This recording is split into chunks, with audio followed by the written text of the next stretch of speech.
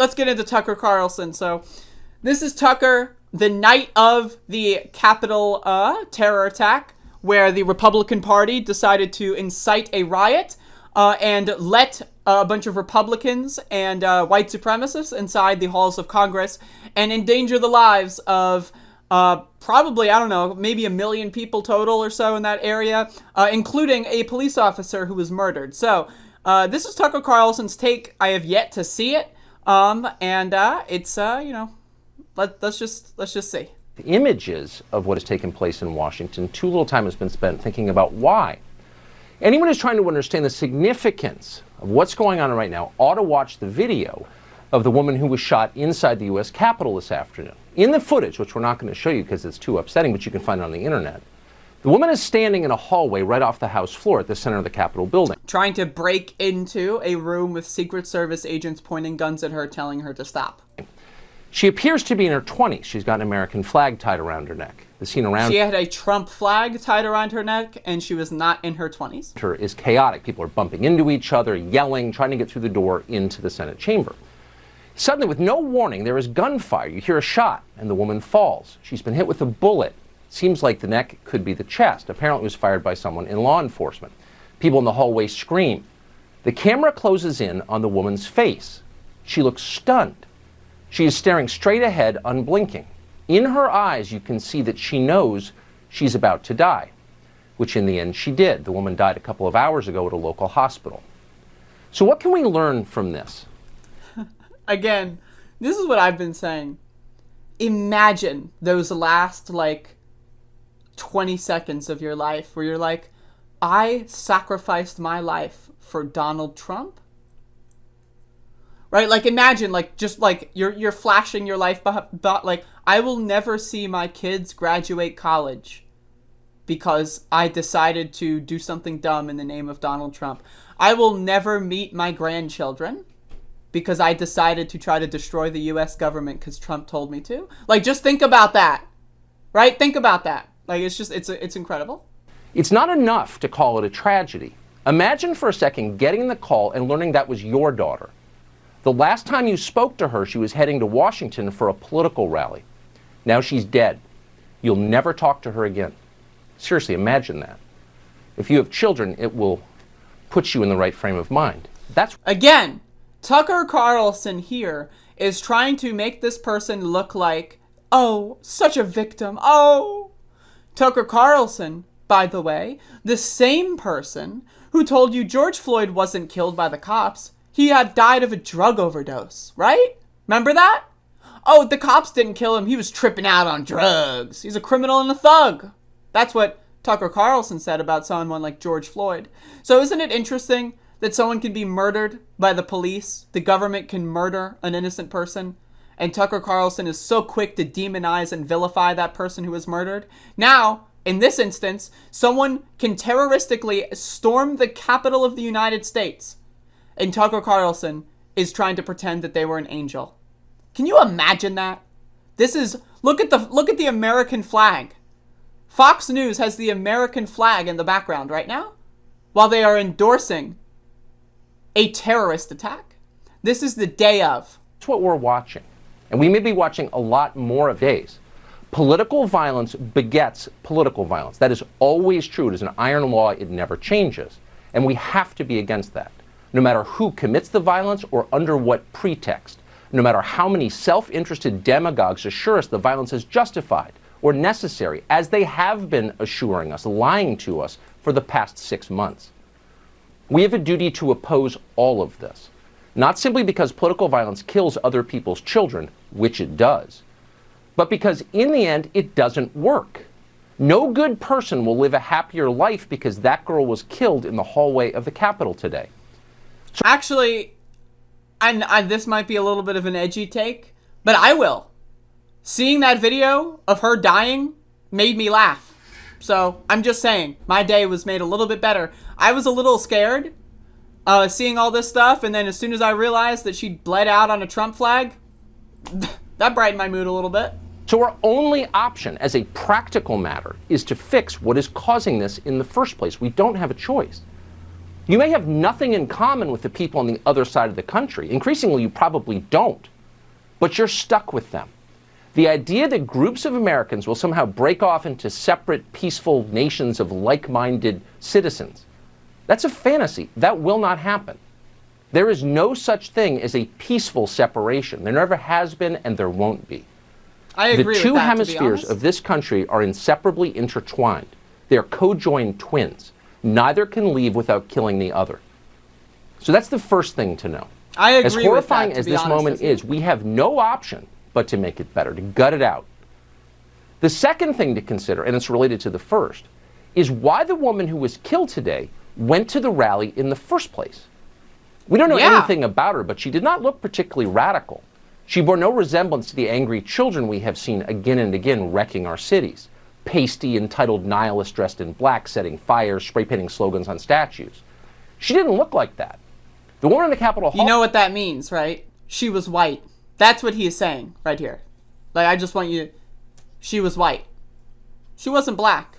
That's what he's saying. Radical. She bore no resemblance to the angry children we have seen again and again wrecking our cities. Pasty, entitled nihilists dressed in black, setting fires, spray painting slogans on statues. Oh, no. They're just dressed in black. No. I didn't say they were black. No.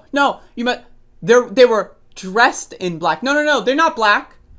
They were dressed. Early in the morning, they went to the table with the black robe, the black shield, and they pulled out the votes. She didn't look like that. The woman in the Capitol hallway looked pretty much like everyone else. So why was she there? Everyone else means, hey, if you're watching Fox News, I already know you're white. These were all white people. They were all your people. That's what he's saying. On a Wednesday. Why were any of them there today? We ought to think about that. If you want to fix it, you have to think about that. The only reason this country is rich and successful is because for hundreds of years we have enjoyed a stable political system. And the only reason What? Wait. What? country is rich and successful is because for hundreds of years we have enjoyed a stable political system. And the only reason that system is... For hundreds of years, we have enjoyed a stable political system. Only the really, I hate to say this, but those with the lowest IQ. Someone read a book, please. Stable is because it's a democracy. It responds to voters. Democracy is our pressure relief valve. As long as people sincerely believe they can change things by voting, they stay calm. They don't storm the Bastille. They don't burst into the House chamber. They talk and they organize and they vote. But the opposite is also true. If people begin to believe that their democracy is fraudulent, if they conclude that voting is a charade, that the system is rigged. Right now he's going to carry water for the conspiracy theories that led to a police officer and four or three of the, was it 3 or 4 of the Trumpers that died? I don't know. But, again, it's just reinforcing the conspiracies. And it's run in secret by a small group of powerful, dishonest people who are acting in their own interests. Then God knows what could happen. Actually, we do know what could happen. It's happening right now. It's happened in countless other countries over countless centuries. And the cycle is always the same because human nature never changes. Listen to us, screams the population. It's human nature to storm the Capitol, and attempt to kill people and take legislators hostage. That's human nature.